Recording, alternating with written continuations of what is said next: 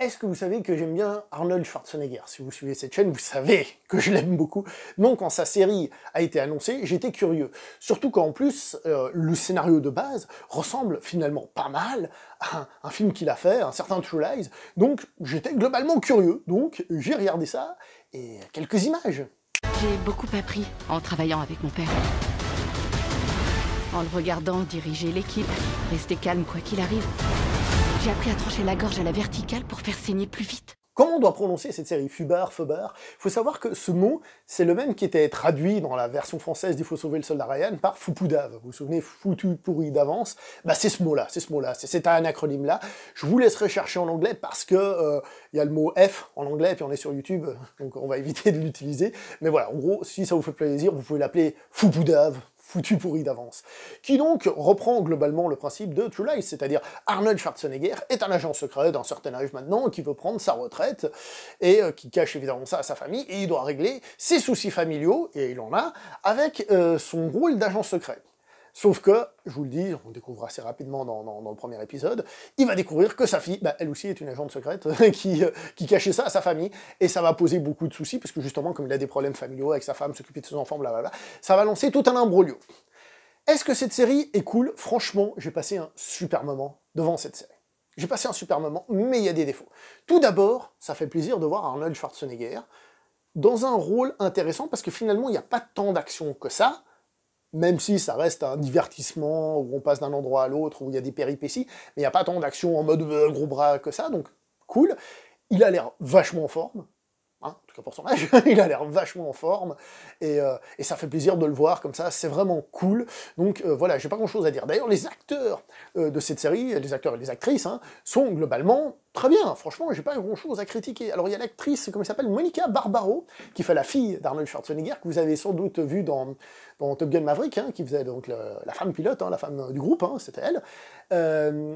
Et c'est d'ailleurs rigolo, parce qu'elle s'appelle Barbaro, hein, alors que dans ce film, elle fait la fille de celui qui a été Conan le Barbaro en espagnol, vous voyez, donc, donc voilà, qui est là-dedans, et qui s'en sort très bien. Alors, évidemment, la série va faire des allers-retours entre la mission, retour à la vie normale, mission, retour à la vie normale.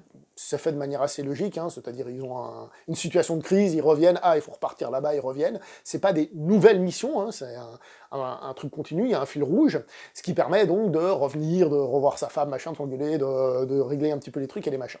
Et toute cette partie engueulade, machin truc, est plutôt bien gérée parce que les personnages évoluent au fur et à mesure de la série. Et on comprend des choses au fur et à mesure de la série sur eux, sur les erreurs qu'ils ont fait et tout ça. Donc ça, j'ai trouvé ça très très bien. C'est 8 épisodes d'à peu près 1 heure, certains 45 par là. Le problème, c'est qu'au bout d'un moment, ça devient quand même redondant. Ça dépend comment on regarde la série. Si on regarde un épisode par semaine, je pense qu'il n'y aura pas de souci. 2 par jour, ou un truc comme ça devrait aller. Si vous regardez trop condensé, ils vont pas arrêter de s'enguirlander, peut-être que vous n'allez pas aimer.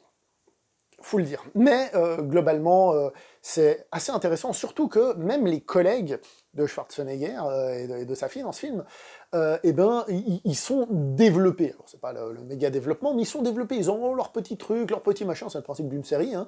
Ils auront leurs petits trucs, leurs petits développements, qui fait que ce sont pas juste des PNJ dans le fond pour faire briller les deux qui sont devant, mais ils auront leurs interactions, leurs petits trucs, leurs petits machins. Alors certains vont peut-être vous agacer, comme la collègue qui est un petit peu virulente, un petit peu vulgaire, ou des choses comme ça. Mais personnellement, j'ai trouvé que ça passait bien.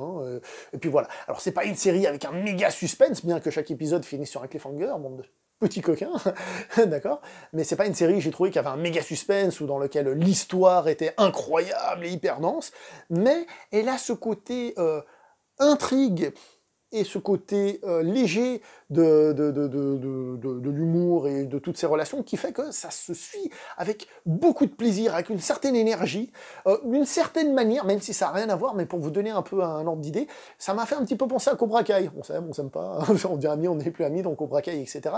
Donc c'est aller-retour mélangé à d'autres choses. Alors ça parlera peut-être plus aux parents cette fois, hein. Moi Cobra Kai me parle beaucoup, en plus parce que j'ai été prof de karaté, tu vois. Là ça parlera peut-être plus à ceux qui ont des familles et tout, sans doute, comment dire, le public visé est plutôt là-dedans, mais la série a vraiment ce vent de fraîcheur qui est là, qui te prend et qui t'embarque du début à la fin. Ça peut devenir un peu redondant, comme j'ai dit, parce que finalement, c'est la même histoire qui dure, et au bout d'un moment, il s'engueule, non, t'es là, bon, écoute, hein, voilà, quoi. Et puis que lui, il aime pas lui, et puis après, hein, ok, d'accord. Mais globalement, j'ai passé un très bon moment. Il y a des scènes d'action, On va dire ce qu'elles valent, ces scènes d'action, on s'en bat les couilles de ce qu'elles valent, ces scènes d'action. Voilà, ça c'est dit. On est dans une série télé, déjà, pour commencer, hein, et ensuite, ce sont des scènes d'action pas très physiques au niveau des déplacements, au niveau de la chorégraphie. C'est pas des scènes d'action qui ont une mise en scène de folie. C'est filmé, un peu, on s'en fout, quoi. Mais c'est pas ce qu'on regarde là-dedans, il y en a 2 ou 3, c'est plus pour accompagner, voilà. Il y a des effets spéciaux qui sont pourraves, on va pas se mentir, qui donnent vraiment cette sensation d'être fait, hein, en effets spéciaux, je crois que c'est quoi, c'est l'épisode 2 par là où ils sont dans un train, puis t'as tout l'extérieur, voilà. Mais ce sont personnellement des défauts que dans une série télé, je laisse couler, parce que j'ai passé un très bon moment devant cette série télé, qui ne révolutionne rien, mais qui est présente, et voir Schwarzenegger s'amuser dans un truc qui a l'air de le motiver, et de voir qu'il est encore motivé, et nous embarquer, et moi, ça ne me dérange absolument pas, surtout qu'il ne prend pas toute la place, et il laisse respirer tous les autres personnages, et les autres personnages ne sont pas là pour le rabaisser non plus, et qui plus est, ceux qui ont peur de certains délires Netflix, il y a même des fois un petit truc qui est mis, puis après, hop, c'est plus ou moins annulé. C'est très intelligemment fait. Je vais pas dire que c'est la série de l'année, du siècle et tout, c'est une série très sympa, mais moi, j'ai trouvé qu'elle fait du bien, cette série.